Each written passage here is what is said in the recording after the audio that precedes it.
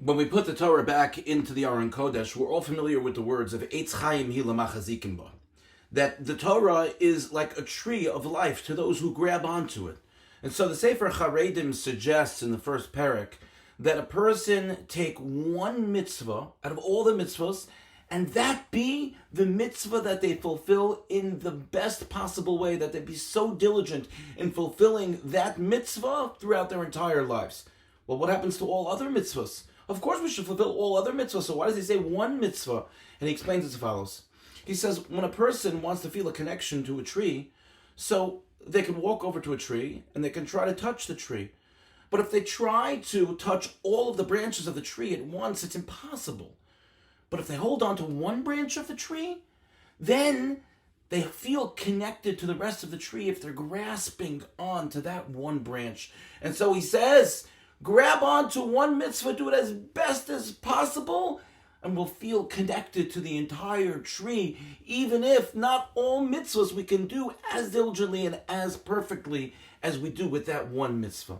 The Imrei Emes, Zecher Tzadik Livracha, chose a positive mitzvah, a mitzvah saseh, and a mitzvah lo saseh, and a negative mitzvah during his lifetime that he wanted to feel connected to and do as diligently as possible. The mitzvah lo saseh that he chose was midvar sheker tirchok, that a person should stay away from falsehood. The mitzvah aseh, the positive commandment that he chose, was kabedas avicha v'esimecha, to honor your father and your mother, that of course we find in our parsha this week, Parshas Yisro. The story is told about the Imrei Emes that when he was a young man, he was traveling a family trip on a train, and he was sitting with the men in one corner of the train, of car, and his mother was sitting in another corner of the train car with a number of women. And he was hungry, so he reached into his briefcase, and he pulled out a sandwich. He washed, and he ate, and he benched. And a few minutes later, his mother comes from the front. She did not know that he had eaten already. And she comes from the front, and she comes over to him, and she says, you have to eat.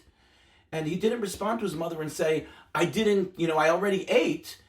And the reason, he told one of his family members later on in life, he said that he saw that moment as an opportunity to fulfill the mitzvah of kibbud av v'em. So he didn't respond to his mother, I already ate. Instead, what did he do? He went back into his briefcase, he took out a sandwich, and he washed his hands, and he ate again to fulfill that which his mother wanted him to do. His mother wanted him to eat.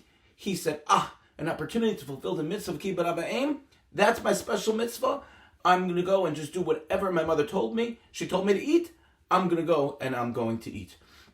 Which is a beautiful story. And really, for us, it is an example of what we can do when it comes to choosing for ourselves a mitzvah that we can be diligent in, that we can feel connected in, that we can try and strive our best to fulfill throughout our lifetime. And there's no greater or better time to choose such a mitzvah than now when we receive the Torah in Parshas Yisro. May we be zocher, may we merit to find that mitzvah, to grab onto it, to keep it as best as we possibly can, so that we can hold a branch of that tree and be zocher and merit to feel that connection to Torah and mitzvos throughout our lifetime. Thank you for listening and have a good Shabbos.